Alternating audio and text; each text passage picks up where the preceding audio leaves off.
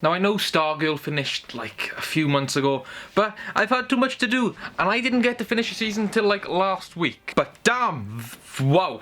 Stargirl beat all of my expectations. Like seriously, I can't believe how good that show was. I watched the first 3 episodes and we talked about it on our podcast, Live from the Batcave. If you have not seen Stargirl, be careful for spoilers. I'll try and keep this as spoiler free as possible, but I know there's a few little things I want to talk about here and there.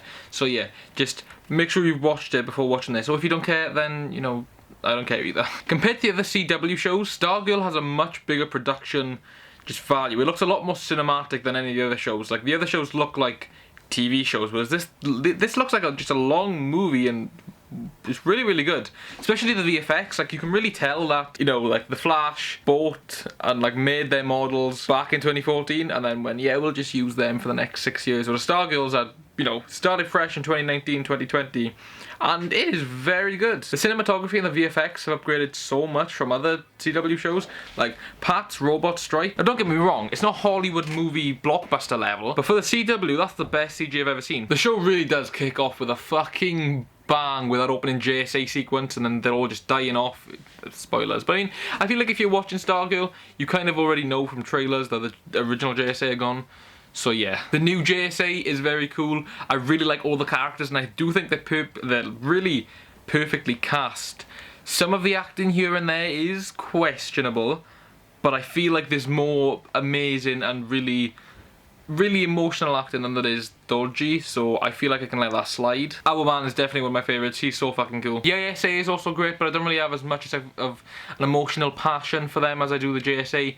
Just, I don't know, it feels like they were trying to do too much. It feels like they had too many ideas that they tried to do. Right, we'll do this idea for a short time and then we'll say, right, that's done, we'll go into a new idea. And, you know, I kind of felt like we could have lasted out on one plot point with the JSA a bit longer. But, you know, it is what it is, and quite frankly, like I said, I care about the JSA more anyway. So one thing that I really appreciated about the show was that they have so many characters, so many cool heroes, but yet they still managed to make it Stargirl. Every character gets enough light, but when it really comes to it, Stargirl is the one that swoops in, and you're like, yes, this is her show. You can tell it's her show. That fight scene in the like the school, well, to me, I'd just say hall or like cafeteria, but like, for Americans it's like gym hall, or they have like different things, like the assembly hall, whatever. Where the prom and stuff is would go on and stuff. Yeah, the entire build up with just in the night, and then like she's getting just beaten down in the sports hall, and then he just comes in with the massive sword. He's like, boom, mind blown. Justin was really cast amazing. Everyone was cast really well in this. Like, I feel like the actress for Courtney was spot on, even though for me, I was a Nickelodeon kid, so I just see Bella and the Bulldogs the entire time. But it's soon overcome because the phenomenal actress, Pat Dugan.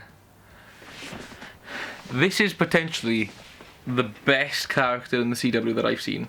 And you guys know the passion I have for the Flash and the characters in that show. You guys know how much I adore Cisco Ramon, yeah?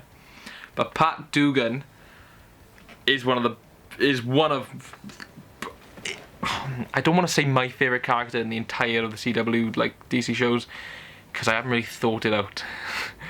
But he's very, very good. I love Pat Dugan so much. He's such a cool character, and he's clearly just trying to be a really nice father to Courtney, and by the end of the season, obviously, she gives him the best dad mug, and that's amazing. That really touched me. Oh, and when Courtney's dad comes back, and then, you know, he's been a bit of a dick, and then as he's leaving, he's saying, oh yeah, Barbara, she's still pretty good looking. I mean, she looked a lot better when I was with her, but you know, age doesn't get onto it.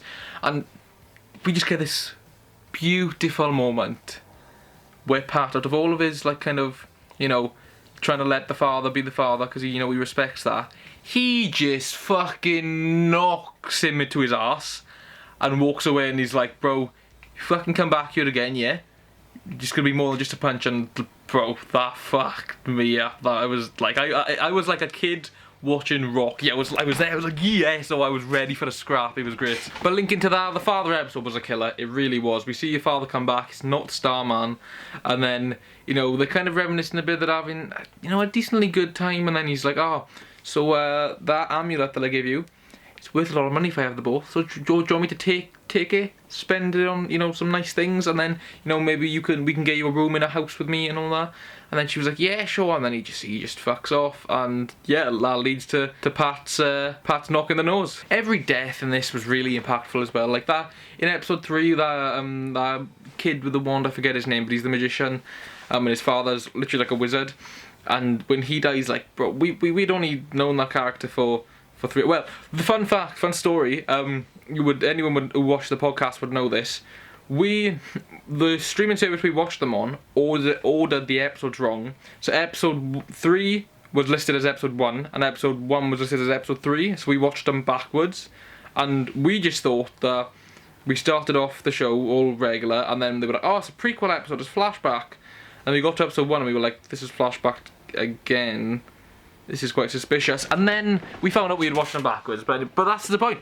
We had only watched episode 3. We had watched episode 3 first, and we still felt like, I personally still felt heartbreak when that character died, because he was such an innocent guy, and he was so like, he wasn't, well, he was bullied, but you know, he was a nice guy, and he didn't deserve what happened to him, and we found out it was murder as well. It wasn't just accidental. Stargirl is really a fantastic addition to the Arrowverse. Like, seriously, I love pretty much all the Arrowverse shows. There's some that The Flash I've watched in full, and then there's different shows, like I haven't watched the end of Arrow, I haven't watched past season 2 of Supergirl and stuff like that. I've watched some of Batwoman, and you know, they're good, but Stargirl really does slap, and it was only a shorter season, only had 13 episodes, but it was really worth it. And for a first season as well, now listen, I'm not going to say Stargirl is better than Arrow, Stargirl is better than The Flash, Stargirl is better than this, because they've only had 1 season.